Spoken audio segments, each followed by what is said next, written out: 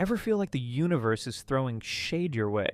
Like every little thing is a cosmic slap on the wrist and you're stuck wondering, what did I even do?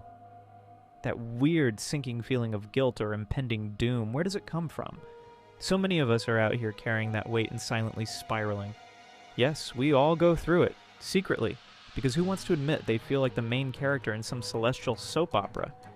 In this video, we're peeling back the layers of that bizarre feeling. After researching all the possible literature on this topic, it all came down to 10 explanations. This is an immensely helpful list for all those who have ever felt it.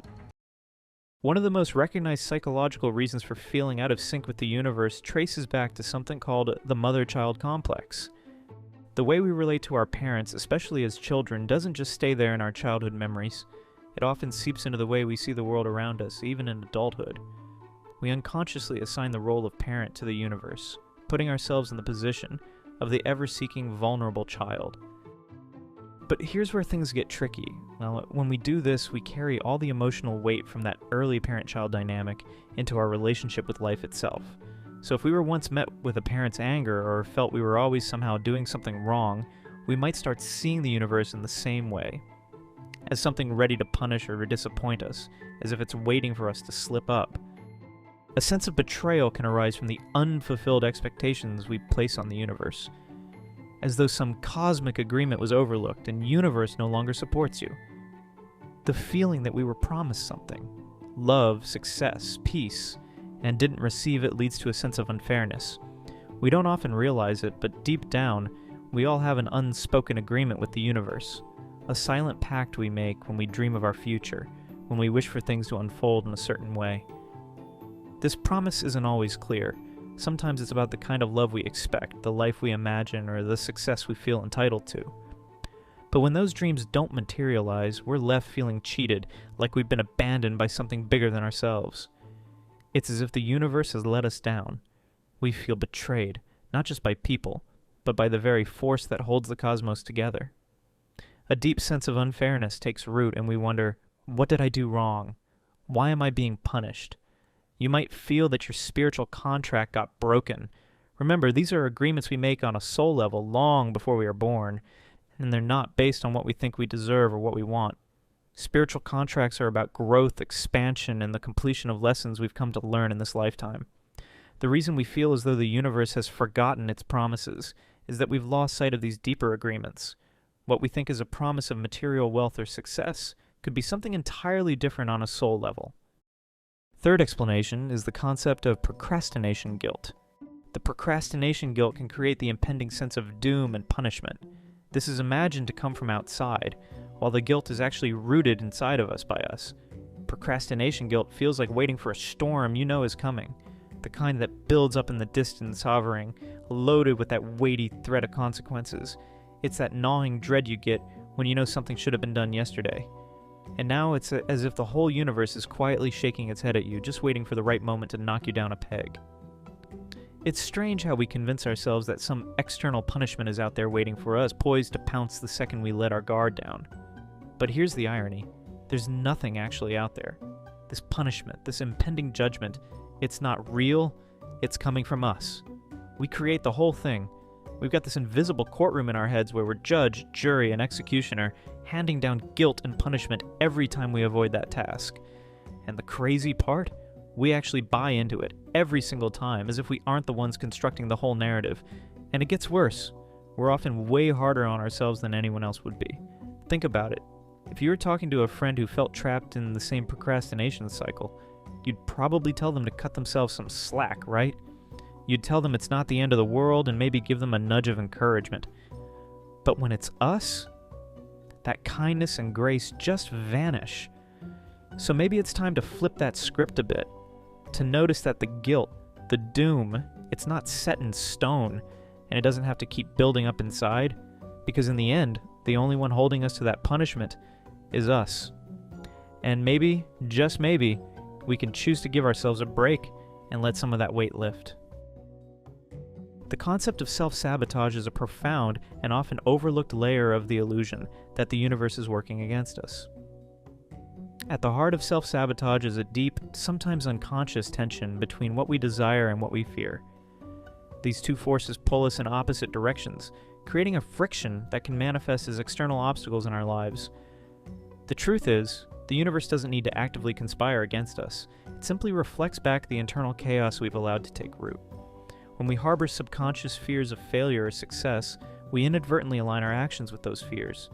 This fear might not seem obvious at first, but it's often rooted in deep feelings of unworthiness or fear of responsibility. We may fear that achieving success will make us vulnerable to judgment, or that we will lose something important in the process, our sense of identity, our relationships, or our inner peace. When these fears are not addressed, they begin to influence our behaviors. We might find ourselves in situations where we unknowingly block our own progress, miss opportunities, or self-destruct in ways that seem to come out of nowhere. The universe doesn't need to intervene to make this happen. The self-sabotaging actions are the universe's mirror of our internal contradictions. What we experience as obstacles are often our own projections, made real through our fear-driven actions. It's as if we've set up a series of dominoes that fall precisely the way our subconscious fears have arranged them. The tension of self-sabotage creates a false narrative. The universe is against us, throwing challenges our way that prevent us from achieving our desires. But in reality, the universe is simply offering us the chance to see the deeper patterns within ourselves. This misalignment between our actions and desires forces us to confront our shadows.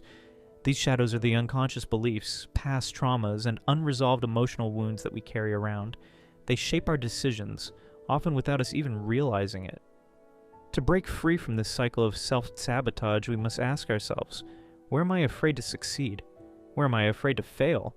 What in me is blocking the flow of abundance and success? These questions open the door to deeper introspection and healing. The madness we perceive in our lives, the seemingly random obstacles, the moments of things falling apart at the worst possible times, may not be the universe punishing us. Instead, they are invitations to explore and undo the cycles of self-imposed limitation. Each moment of self-sabotage is a chance to shine a light on the fear or belief that's been guiding our decisions, often behind the scenes. Once we recognize these fears for what they are, illusions rooted in past experiences or negative beliefs about ourselves, we can begin to break free from their grip. Another often overlooked reason for the illusion that the universe is mad at us is the concept of resistance to surrender. There is a subtle yet pervasive tendency in many of us to fight against what is, to resist the flow of life when things don't unfold according to our desires. We might think we are fighting against external circumstances, but in truth we are resisting our own soul's path. This resistance creates tension between where we are and where we think we should be, which then projects outward as an adversarial universe. When we resist the present moment, when we reject what is happening right now, whether it's a challenge, a disappointment, or a setback, we create an energetic block. We are telling the universe that it isn't enough, that what is occurring doesn't serve us. Yet every experience, no matter how difficult, is a part of our soul's evolution. The universe, then, does not punish us by throwing obstacles in our path. It simply mirrors our inner resistance back to us. We feel as though we're being thwarted, when in reality, we are the ones not fully accepting the lessons and gifts life has to offer in the present moment. This resistance can often stem from a lack of trust in the larger design of our lives. We may feel that we know better than the universe, that we understand what is best for us, and that the current circumstances are a deviation from our desired outcome. But the deeper truth is that the universe, life itself, is always guiding us to the right place, even if we don't see it at the time.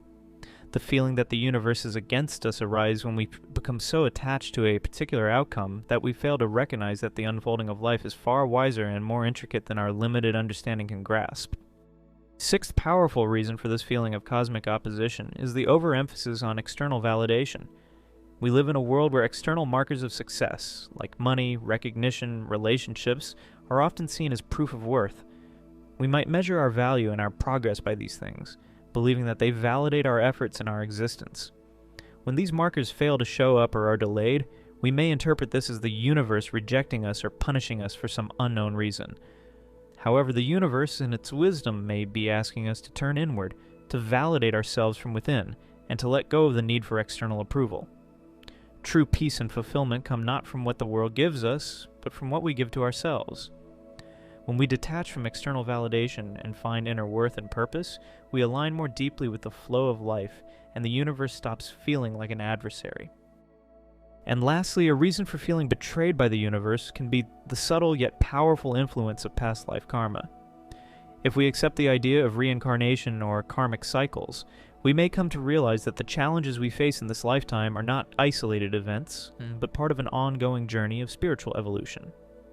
These trials often arise from unresolved issues, unresolved emotional wounds, or karmic debts that have traveled with us through multiple lifetimes.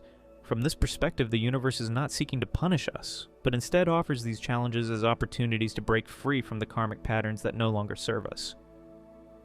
The sensation of cosmic betrayal stems from the feeling that something is unfair or unjust, but this is often a reflection of our limited view of the bigger picture.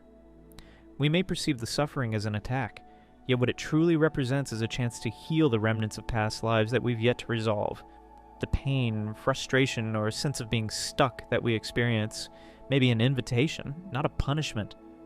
A call to confront the emotional baggage and limiting beliefs we've carried from past incarnations. This process of karmic healing is rarely comfortable. It often arises at the most inconvenient moments, when we feel least equipped to face it. Yet it is in these very moments of discomfort that we are called to rise above our old patterns, to make a conscious choice to heal, and to step into a new phase of growth. These challenges aren't random. They are purposeful, intentional invitations for transformation. By confronting these echoes of the past, we break free from the chains of karmic repetition, allowing us to move forward with greater clarity, peace, and spiritual freedom. Understanding this dynamic helps us reframe the way we see adversity. Instead of viewing life's challenges as signs that the universe is turning against us, we can begin to see them as sacred opportunities, gifted moments to resolve the unfinished business of our soul's journey.